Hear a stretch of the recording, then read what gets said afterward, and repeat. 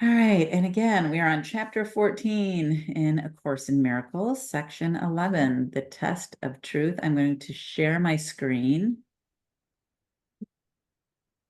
and I will read, and as soon as I am done reading, we'll have time to discuss. Right, yet Discuss. the essential thing is learning that you do not know. Knowledge is power, and all power is of God. You who have tried to keep power for yourself have lost it. You still have the power, but you have interposed so much between it and your awareness of it that you cannot use it. Everything you have taught yourself has made your power more and more obscure to you.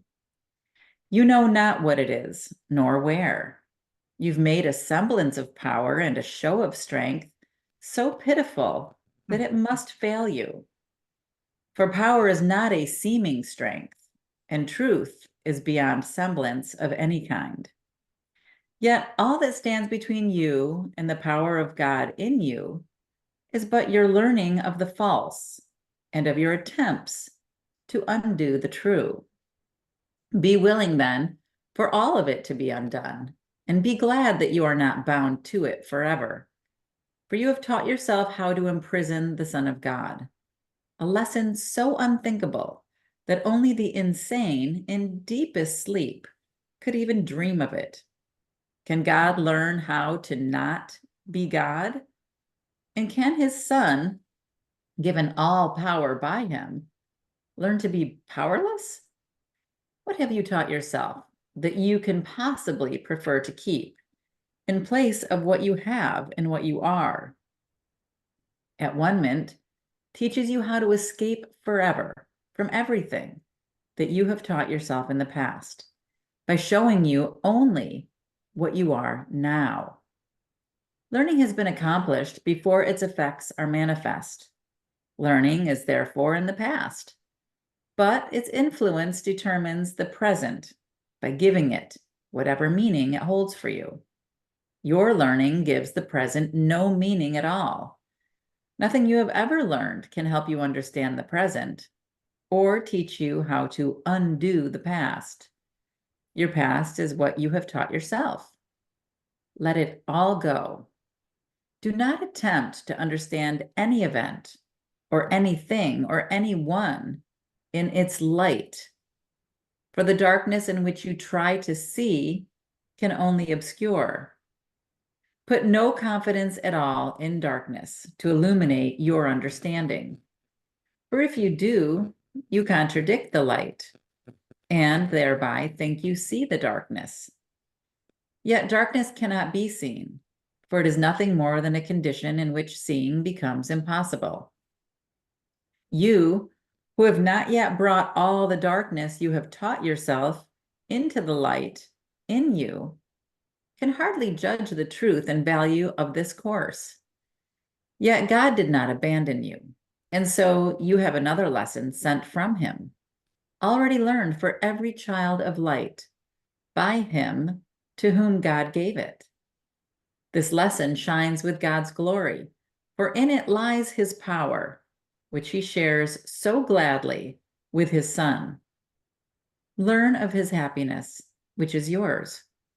But to accomplish this, all your dark lessons must be brought willingly to truth and joyously laid down by hands open to receive, not closed to take.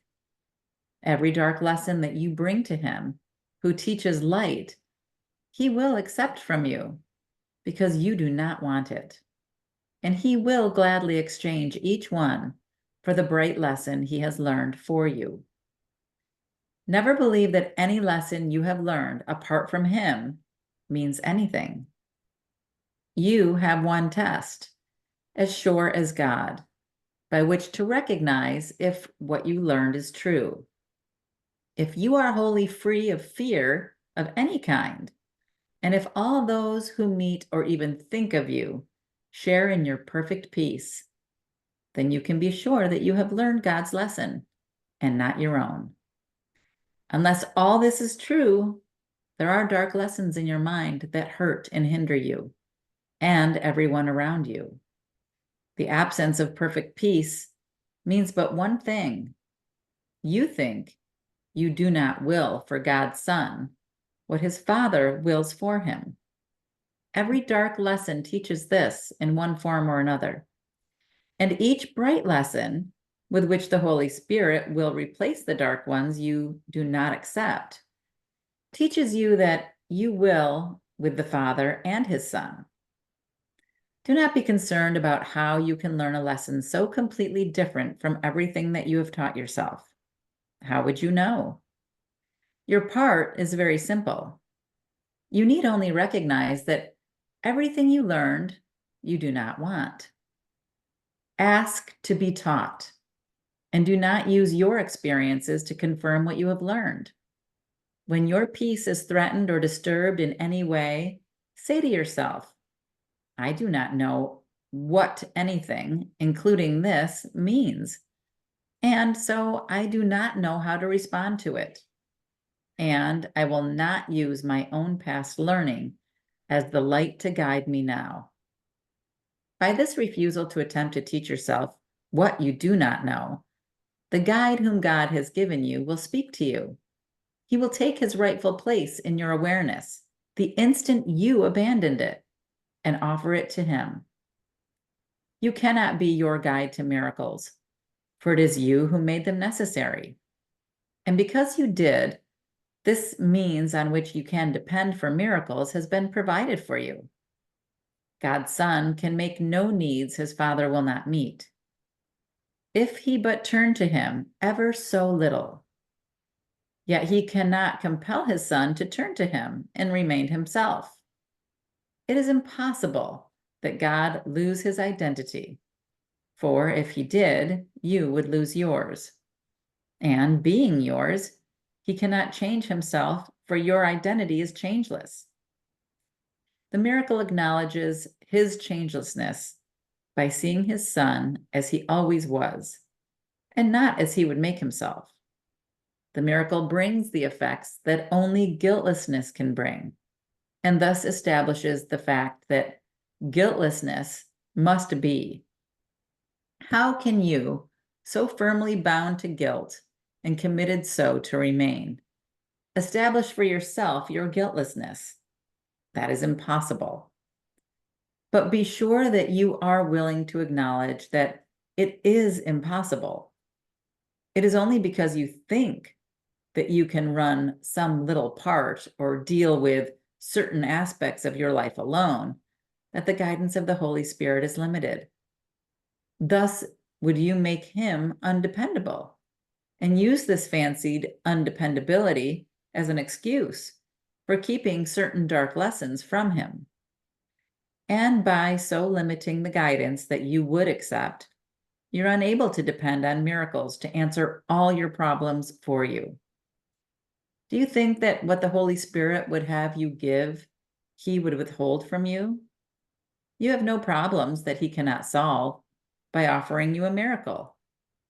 Miracles are for you, and every fear or pain or trial you have has been undone. He has brought all of them to light, having accepted them instead of you, and recognized they never were.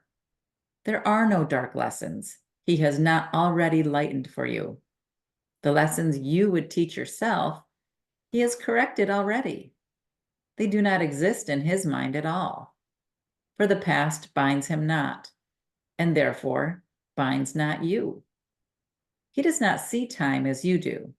In each miracle he offers, you corrects your use of time and makes it his. He who has freed you from the past would teach you are free of it. He would but have you accept his accomplishments as yours, because he did them for you. And because he did, they are yours. He has made you free of what you made. Mm-hmm. You can deny him, but you cannot call on him in vain. He always gives his gifts in place of yours. He would establish his bright teaching so firmly in your mind that no dark lesson of guilt can abide in what he has established as holy by his presence. Thank God that he is there and works through you, and all his works are yours. He offers you a miracle with every one you let him do through you. God's Son will always be indivisible. As we are held as one in God, so do we learn as one in him. God's teacher is as like to his creator as is his Son. And through his teacher does God proclaim his oneness and his Son's. Listen in silence and do not raise your voice against him, for he teaches the miracle of oneness, and before his lesson, division disappears. Teach like him here, and you will remember that you have always created like your Father. The miracle of creation has never ceased, having the holy stamp of immortality upon it. This is the will of God for all creation, and all creation joins in willing this. Those who remember always that they know nothing and who have become willing to learn everything will learn it. But whenever they trust themselves, they will not learn. They have destroyed their motivation for learning by thinking they already know. Think not you understand anything until you pass the test of perfect peace. For peace and understanding go together and never can be found alone. Each brings the other with it, for it is the law of God that they be not separate. They are cause and effect, each to the other. So where one is absent, the other cannot be. Only those who recognize they cannot know unless the effects of understanding are with them can really learn it all. For this, it must be peace they want and nothing else. Whenever you think you know, peace will depart from you because you have abandoned the teacher of peace. Whenever you fully realize you know not, peace will return, for you will have invited him to do so by abandoning the ego on behalf of him. Call not upon the ego for anything. It is only this that you need do.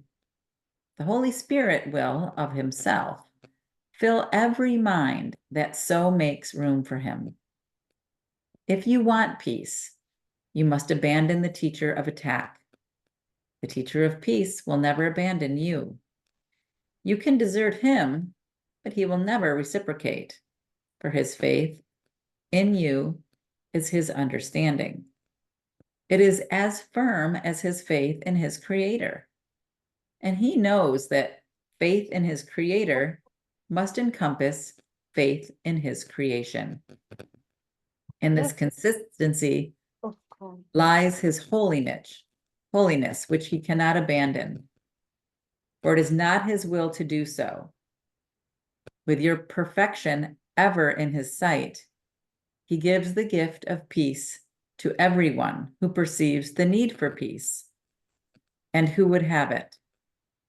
Make way for peace, and it will come. For understanding is in you, and from it, peace must come. The power of God from which they both arise is yours as surely as it is his. You think you know him not, only because alone it is impossible to know him. Yet see the mighty works that he will do through you, and you must be convinced you did them through him. It is impossible to deny the source of effects so powerful they could not be of you. Leave room for him, and you will find yourself so filled with power that nothing will prevail against your peace. And this will be the test by which you recognize that you have understood. Excellent. Excellent. I love how that ends. Mm-hmm. That is the test. Yeah. And it kind of wraps up a little bit about what we just talked about, right? About how do you find yourself in that place of peace when you're in this world of chaos? Mm-hmm. Right? So many times, of course, over and over and over and over again, just says, give it to the Holy Spirit. align yourself with the one mind of God. And we always think we can do it ourselves. And that's where the problem is. All this time, I thought we were talking about the atonement, not at one-ment. It is atonement. It's the same word, but I choose to say at one mint I because like that so much better. right? Because Yeah. words are symbols of symbols. And when I say at one mint in my mind, I envision being one with all of my brothers and God, being one with that mind of God, right? But when you say atonement, so many times it's like, I need to atone for my sins, which Right. is It's like a totally not what it forgiveness is. thing. No, it takes you down the wrong road. Exactly. I think you and I have talked about this quite a bit, but I started studying Buddhism when I was really young, and I had a really hard time in high school with being picked on and being shunned for being weird, for being a hippie and not conforming to their Christian ideals. But anyway, so I learned how to meditate while I was in those circumstances. When I was eating lunch, when I was in class, I would have my mantra going on in the back of my head. And then when I was out of school and I was in the restaurant business, in the working, on the line, working the high pace, that mantra helped me focus and helped me do that, all those kind of things. But I find it that everything in life, at any time I always have that mantra going on in the back of my head because it's become a habit, the total habit. But with Marianne's new book that she just put out, I've read it a couple of times and I've listened to it a few times uh, already. And there's a lot of parts in there that have to do with dealing with everyday life in a way that can and that's what this whole chapter was talking about, because I've set a new practice in the morning. As soon as I wake up, I do my regular morning meditations, and but then I will start. In the book, it talks about thinking about who you're going to meet that day. Who are Mhm. you going to be, you know, who are you going to be working with? Who are you going to see? And start blessing them from them in the morning, and have that be part of your practice. So from the time I get up, I do my meditations, and then I'll start blessing all the people that I know I'm going to see that day. And then I go through all the people, you and Marianne and Laura and Elena, and I go have my regular prayer list in my head, that all the people that I care for, that I do them too. But it's the blessing, and it really changes people's the way they respond to, not only to me but to each other. And I Mm. see that change, that this happened since I started doing this practice, and I'm quite amazed at it. It's just, you know may they be happy, may they find peace in what they're doing, maybe, that kind of thing. It's it's so powerful to have the Holy Spirit working on your side. Yeah, that's awesome. I love that. That's great. That's a wonderful practice. I always say too, you're never where you are for the reason you think you are, Definitely. right?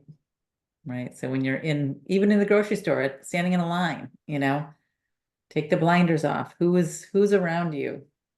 Who can you connect with? Right. That's hard. I still have a really hard time with that. I like my blinders.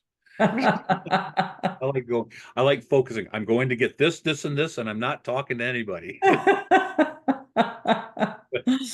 That's great.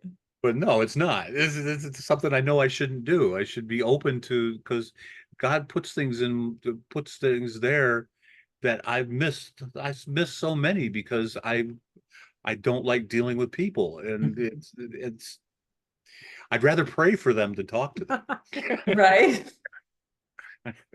But and I know I miss out, and I see it all the time, that I I have so many opportunities that I've missed in my past that big opportunities that I could have taken a different path many, many times in my life. And I never did because of that fear it's bottom line is fear. It's like that graph that you were showing, the Right, opening myself up to other individuals to being hurt, to be right. shunned, or to do what my dad or my high school people or my chefs have done to me in the past. I can deal with it just fine, and I can bless them. I can change the situation. I can change the feeling and everything.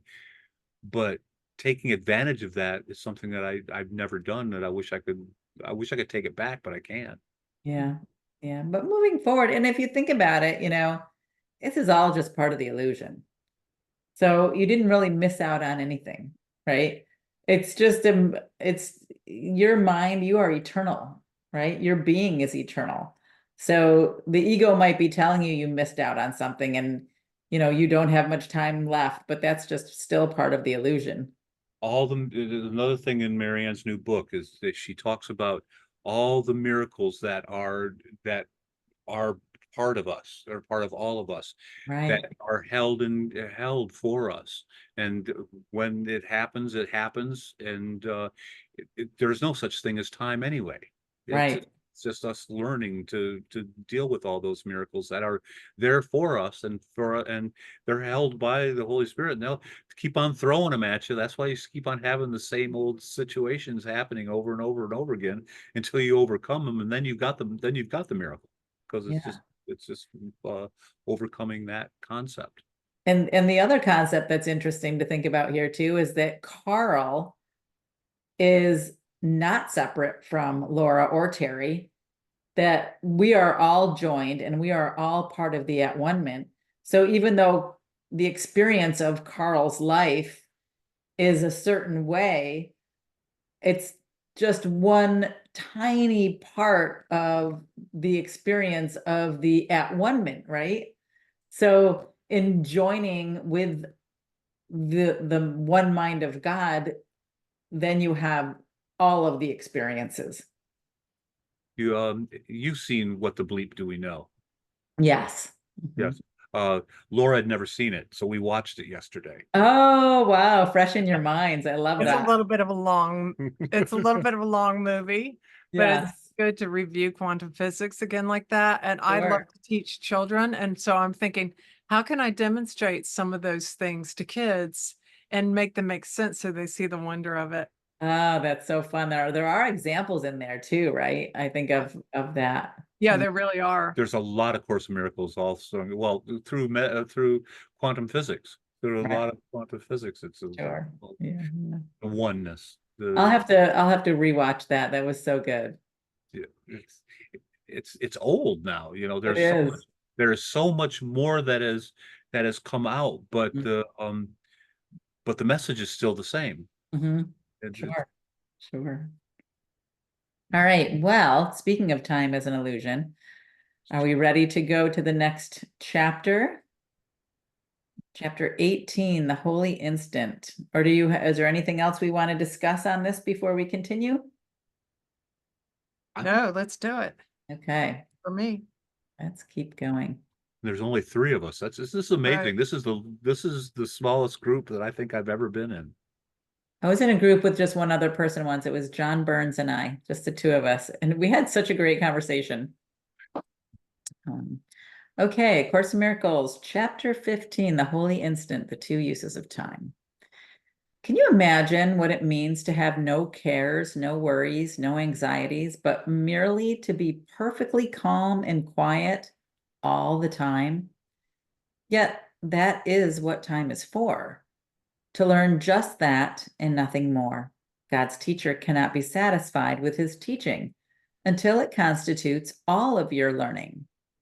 He has not fulfilled his teaching function until you have become such a consistent learner that you learn only of him. When this has happened, you will no longer need a teacher or time in which to learn. One source of perceived discouragement from which you may suffer is your belief that this takes time and that the results of the Holy Spirit's teaching are far in the future. This is not so. For the Holy Spirit uses time in his own way and is not bound by it. Time is his friend in teaching. It does not waste him as it does you. And all the waste that time seems to bring with it is due but to your identification with the ego, which uses time to support its belief in destruction. The ego, like the Holy Spirit, uses time to convince you of the inevitability of the goal and end of teaching. To the ego, the goal is death, which is its end. But to the Holy Spirit, the goal is life, which has no end. The ego is an ally of time, but not a friend, for it is as mistrustful of death as it is of life, and what it wants for you, it cannot tolerate. The ego wants you dead, but not itself. The outcome of its strange religion must therefore be the conviction that it can pursue you beyond the grave. And out of its unwillingness for you to find peace even in death, it offers you immortality in hell. It speaks to you of heaven, but assures you that heaven is not for you. How can the guilty hope for heaven? The belief in hell is inescapable to those who identify with the ego. Their nightmares and their fears are all associated with it. The ego teaches that hell is in the future, for this is what all its teaching is directed to. Hell is its goal. For although the ego aims at death and disillusion as an end, it does not believe it. The goal of death, which it craves for you, leaves it unsatisfied. No one who follows the ego's teaching is without the fear of death. Yet, if death were thought of merely as the end to pain, would it be feared? We have seen this strange paradox in the ego's thought system before, but never so clearly as here. But the ego must seem to keep fear from you, to hold your allegiance. Yet it must engender fear in order to maintain itself. Again, the ego tries and all too frequently succeeds in doing both by using dissociation for holding its contradictory aims together so that they seem to be reconciled.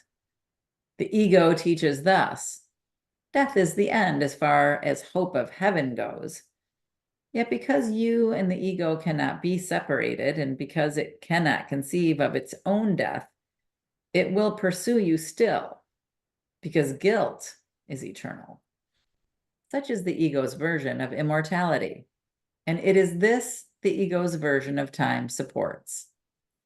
The ego teaches that heaven is here and now because the future is hell, even when it attacks so savagely that it tries to take the life of someone who thinks it is the only voice. It speaks of hell even to him, for it tells him hell is here as well, and bids him leap from hell into oblivion. The only time the ego allows anyone to look upon with equanimity is the past. And even there, its only value is that it is no more.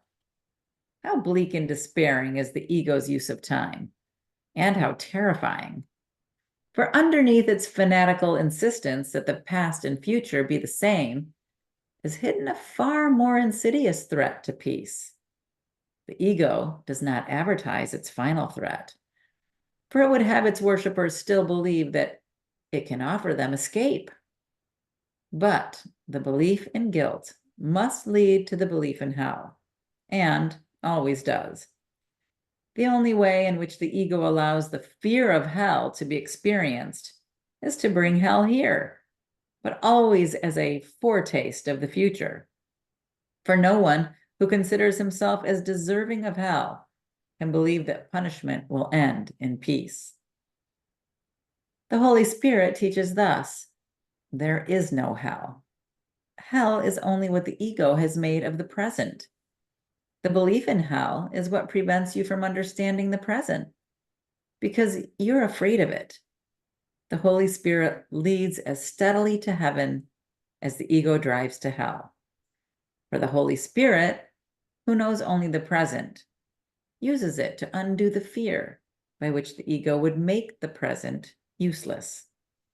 There is no escape from fear in the ego's use of time. For time, according to its teaching, is nothing but a teaching device for compounding guilt until it becomes all-encompassing, demanding vengeance forever. The Holy Spirit would undo all of this now. Fear is not of the present, but only of the past and future, which do not exist. There is no fear in the present, when each instant stands clear and separated from the past, without its shadow reaching out into the future. Each instant is a clean, untarnished birth in which the Son of God emerges from the past into the present, and the present extends forever. It is so beautiful and so clean and free of guilt that nothing but happiness is there. No darkness is remembered, and immortality and joy are now. This lesson takes no time. For what is time without a past and future? It has taken time to misguide you so completely, but it takes no time at all to be what you are. Begin to practice the Holy Spirit's use of time as a teaching aid to happiness and peace. Take this very instant, now, and think of it as all there is of time. Nothing can reach you here out of the past, and it is here that you are completely absolved, completely free and wholly without condemnation. From this holy instant, wherein holiness was born again, you will go forth in time without fear, and with no sense of change with time. Time is inconceivable without change, yet holiness does not change. Learn from this instant more than merely that hell does not exist. In this redeeming instant lies heaven, and heaven will not change. For the birth into the holy present is salvation from change. Change is an illusion, taught by those who cannot see themselves as guiltless. There is no change in heaven because there is no change in God. In the holy instant in which you see yourself as bright with freedom, you will remember God. For remembering Him is to remember freedom.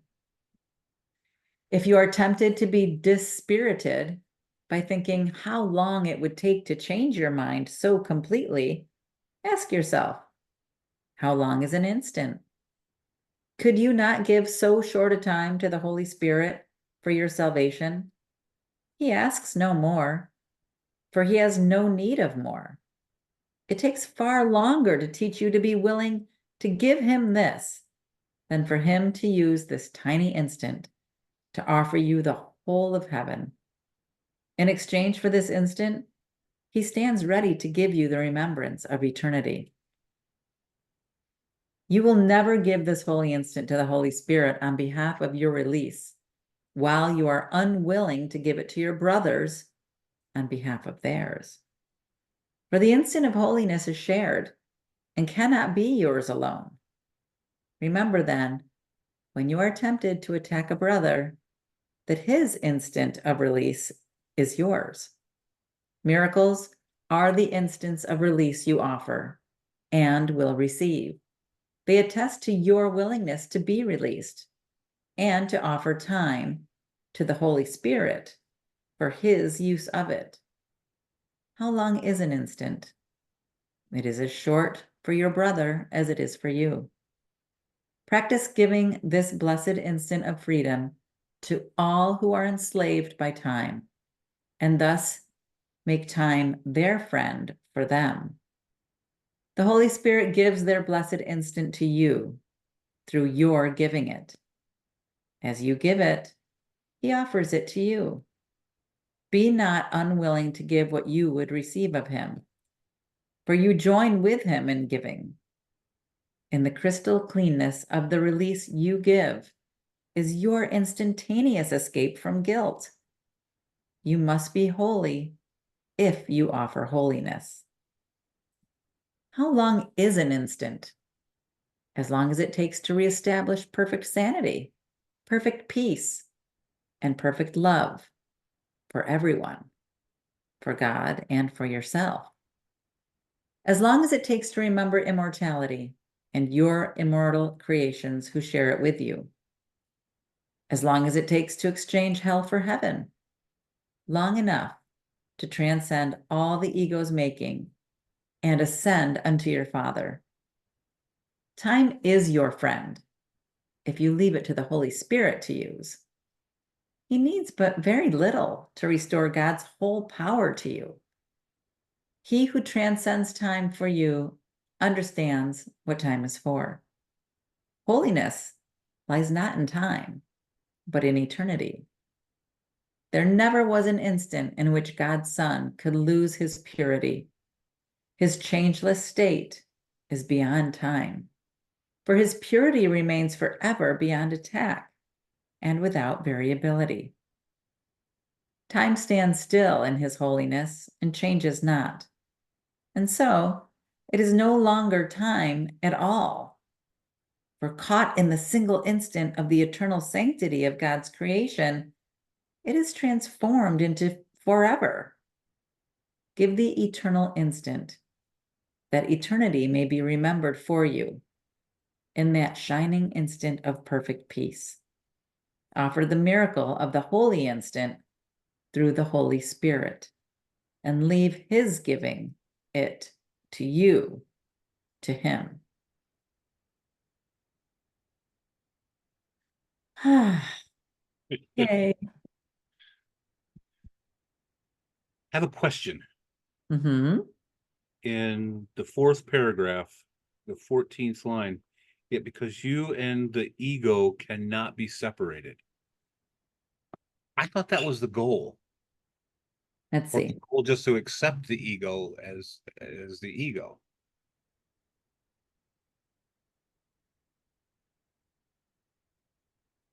Okay, so I think it's talking about the ego and what the ego teaches.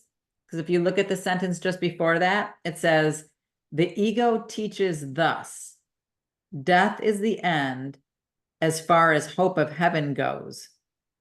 Yet, because you and the ego cannot be separated, and because it cannot conceive of its own death, it will pursue you still because guilt is eternal. And if you notice, you is not capitalized in either of those. It's Okay, talking so about, It refers back to what the ego's teaching. yeah, what the ego Oh, yeah. thinks, Okay. not yeah, what the course is saying, because that goes against everything that I know that the course is. yeah. It's saying your mind when it is aligned with the ego, the small y means you when you're aligned with the ego. So when you believe that you and the ego cannot be separated, and because it cannot conceive of its own death, it will pursue you still. So it's talking about the ego. It's not talking. I mean, because when I read that, I was just like, "What? Wait, that set right. off alarms." And I didn't hear what was going on afterwards. It was like, "Well, wait a minute now. That's not right." Yeah. Good question, though. Good question. Yeah. So the Course in Miracles, when it's talking about you aligned with God, then it's always capitalized. Okay, But when it's talking about you aligned with the ego, it's always in lowercase. got it. Yeah. Thank you. No, of course.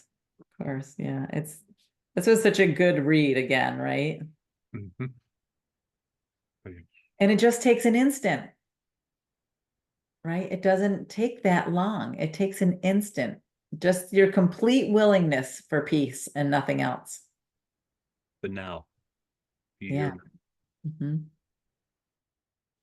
But again, it says you can't go there alone without also seeing your brothers as guiltless. Thanks, Carl. No problem. Come on. Got me into the class this morning. Thank you. Can't go alone. Can't go alone. Have to see all of our brothers as guiltless as well.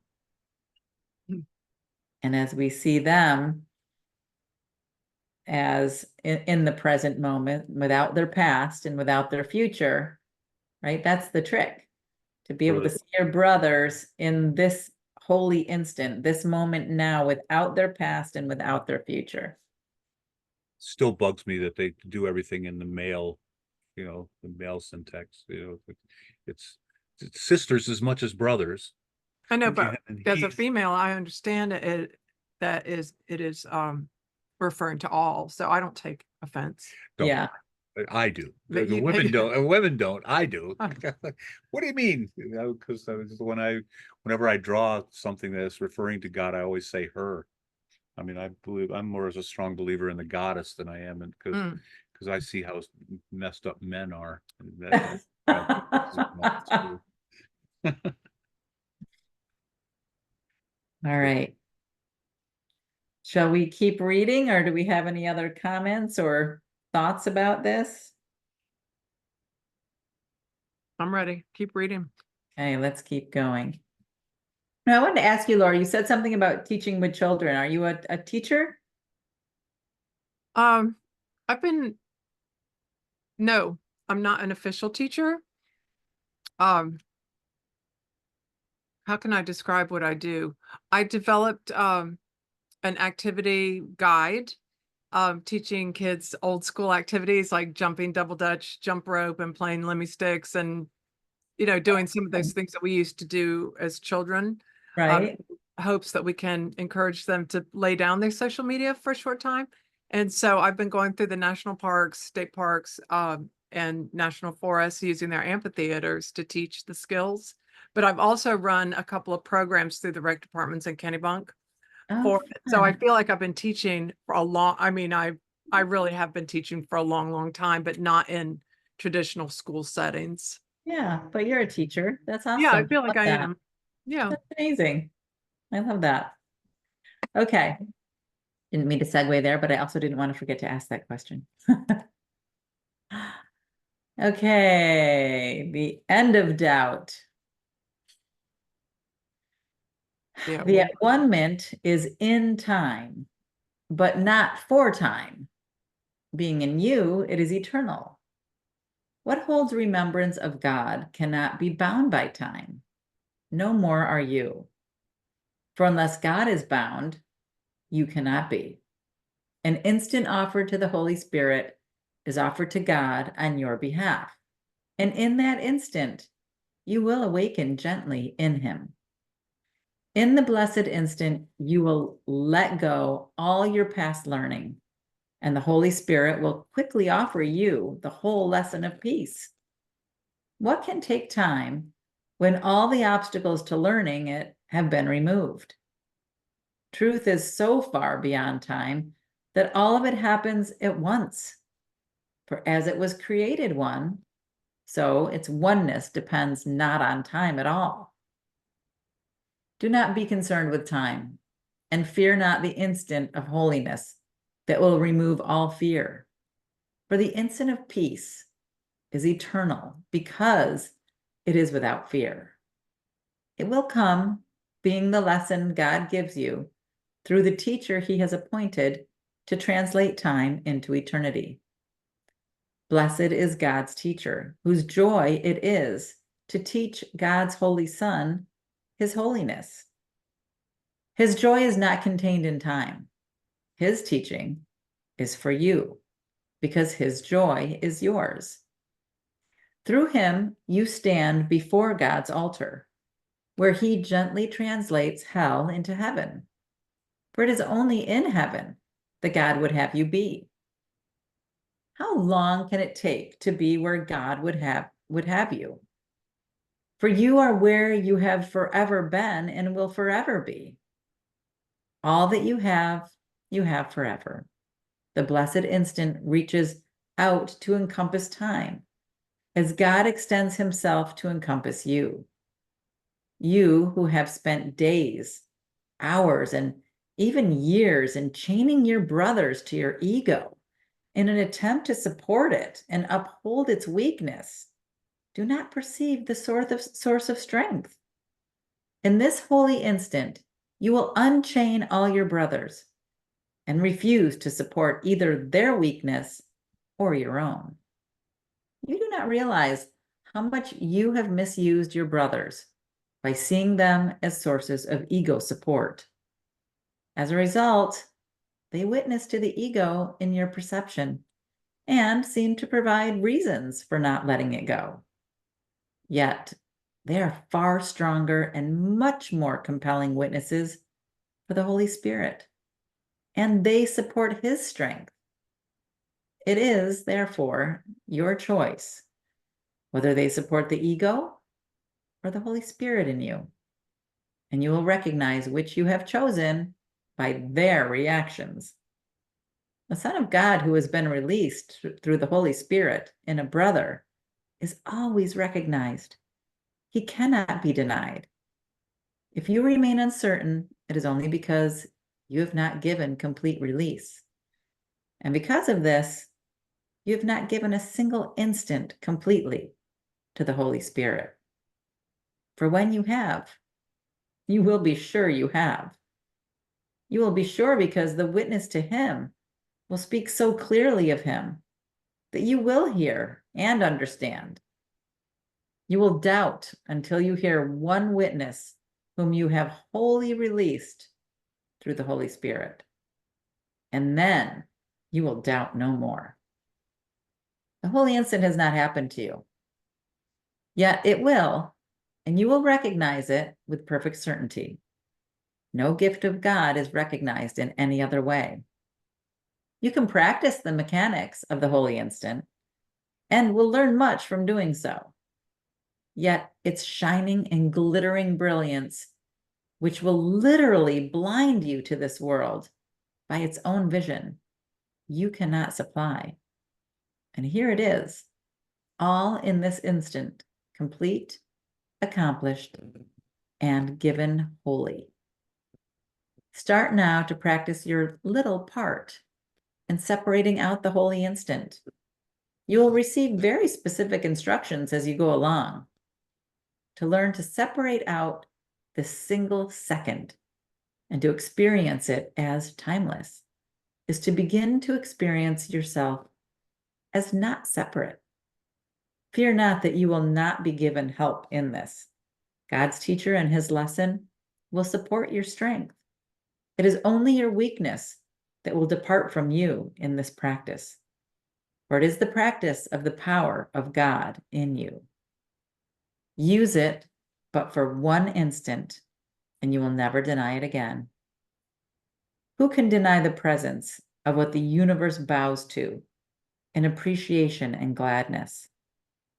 Before the recognition of the universe that witnesses to it, your doubts must disappear.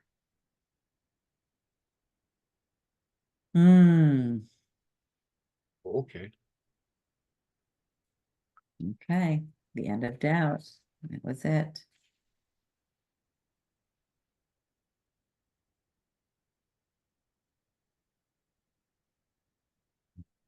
I have a question. How do you refer to these T1511.5? The holy instant has not happened to you.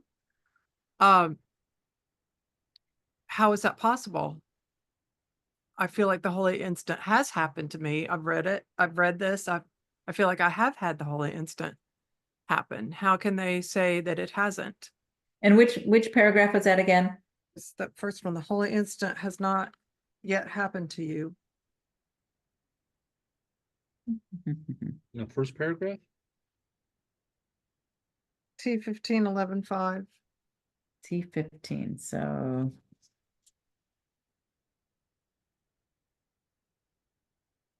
11.5. So paragraph 5. Okay.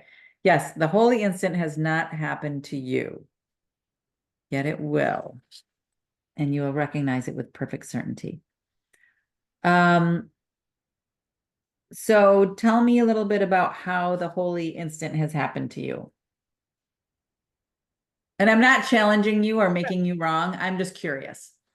Well, I've had it happen several times. Once before I read A Course in Miracles, and then after I read A Course in Miracles, I was able to identify, oh, that was a holy instant. that Mhm. I experienced where I had a moment of unity and a recognition of potential.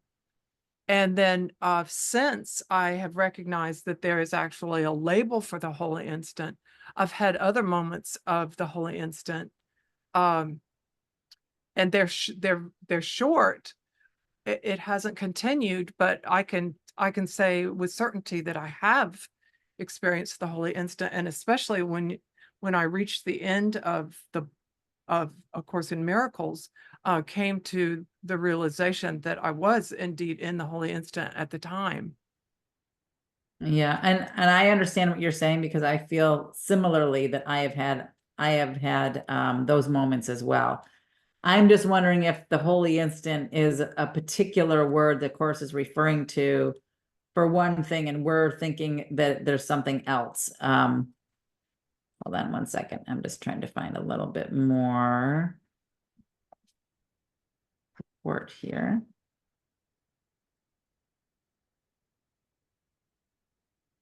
Perhaps a definition of the holy instant. Yeah, I do have that in I my. wish we had Marianne's big book. What's it called? What's it called, Carl? The glossary of terms. Oh, no. Talking about this? What, did you get it? You got the concordance. Did you order it? Yeah. That's what we need. Is that what you're looking up to? Yeah, that shows everywhere that the Fabulous. holy instant is mentioned. That That's was a great, Found it in Marianne's apartment. yeah, have I'm Oh, you looking have the at this. glossary. So this, let me just read the holy instant, and so Okay. also in the glossary, it gives you just a definition and also all the other places where holy instant is mentioned. Okay. Yeah. Which I think is kind of similar to that, but this is that's this is much a lot more of complete. research. This is like, Is you it- look up something in there Wow. and you have to look up every one of those. Every single one. Yeah. Okay, so let me read the holy instant glossary real quick. Okay, thank you. So holy instant, the instant outside time in which we choose forgiveness instead of guilt, the miracle instead of grievance, the Holy Spirit instead of the ego, the expression of our little willingness to live in the present, which opens into eternity, rather than holding on to the past and fearing the future, which keeps us in hell. Also used to denote the ultimate holy instant, the real world, the culmination of all the holy instants we have chosen along the way. So maybe this particular paragraph was referring to the ultimate holy instant and calling it the holy instant, but I feel like there should have been a. Well, we're also only halfway through the book. We're not even a quarter of the way through the book, so perhaps we're going in chronological order of the lessons. No, the No? lessons. Right, but to say that matter of factly that you haven't experienced the holy instant, let me just see how it's worded. The holy instant has not happened yet to you. Okay, so maybe in writing it in those terms, they're saying the ultimate holy instant hasn't happened to you yet, because in here it's saying that also used to denote the ultimate holy instant, the real world, the culmination of all the holy instants we have chosen along the way. So maybe they're not saying we haven't experienced the holy instant. Maybe they're saying the ultimate holy instant hasn't Yeah, maybe happened we're not there yet. We have because we're not in that place of Well, perfect peace all the time. That's right. We're not there all the time. Right. So we've experienced moments of the holy instant. We're just not the holy instant. Maybe they're saying the holy instant hasn't happened to you. Maybe that's different from experiencing the holy instant. And having it happen to you, it means it's just you're always in that moment of at one minute. That's my guess. But yes, I'm with you because I feel like I've had moments where I have experienced the holy instant, where we have chosen forgiveness instead of guilt, where we have seen beyond grievances. And yeah. I like to think I have, but I don't know if I I don't know. I mean, I've experienced some pretty cool things, but I don't know if that was really it or not. I'm not going to label it. Yeah, they probably should have said the ultimate holy instant, because it Mhm. seems like they're calling it the holy instant versus the ultimate holy instant in the glossary, which it would have been easier to understand if they had said the ultimate holy instant. But yeah, and same, I feel like that's every time I go through A Course in Miracles, it's like getting a little clearer, getting a little clearer, getting a little clearer. I'm less judgmental, less likely to hold on to grievances, more quickly to align with the Holy Spirit, more quickly to ask for the intervention of the holy instant, right? Every time I go through this course. And with every day, right? Every breath, every opportunity to see our brothers without their past and without their future. Yes. There it is right there, right? Yeah. Oh, I was just thinking about, have you ever seen that game? It's a television show. And they put all these people in a room and they take them through like a series of different tests, and one by one they eliminate like a bunch of them, and as they get eliminated the money gets bigger and bigger and bigger. It's kind of an interesting. The floor is lava. I know that's not it. That's not it, but it's probably similar. But I was just imagining like people, all these people in the room, right? And then the whole idea of the game is to find those moments of the holy instant, right? Wouldn't that be such a fun game to watch? Like, Yes. to be able to see people in those moments of I like, don't think the Holy ah, Instant comes on demand. but then like seeing past the grievance, and watching that holy instant moment where then the people come together and there's no past and no future, and should create that It's a game, great idea. Yeah. Why right? not? Yeah. Such a good idea. I love that. Board game. Write it up Board in game ready. Yes, board game or even Yeah. television ready, right? Yeah. The holy instant, people would love that. There'd be so much drama, but then there'd be so much healing And forgiveness, right? On and the spot. forgiveness, right? And Yeah. an opportunity to like see it happening in real time. That would be so Maybe a cool. reality show. Yeah, that's what Yeah. I was thinking, right? That I would think be, we should start teaching the course in elementary school, Yes. I agree. doing like the Pledge of Allegiance every day, doing the lessons. Mm-hmm. Mhm. Imagine the world.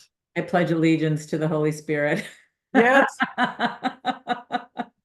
Right. Right? Oh, that would be great. Take a couple generations, but it would definitely Yeah, it change. wouldn't take that long.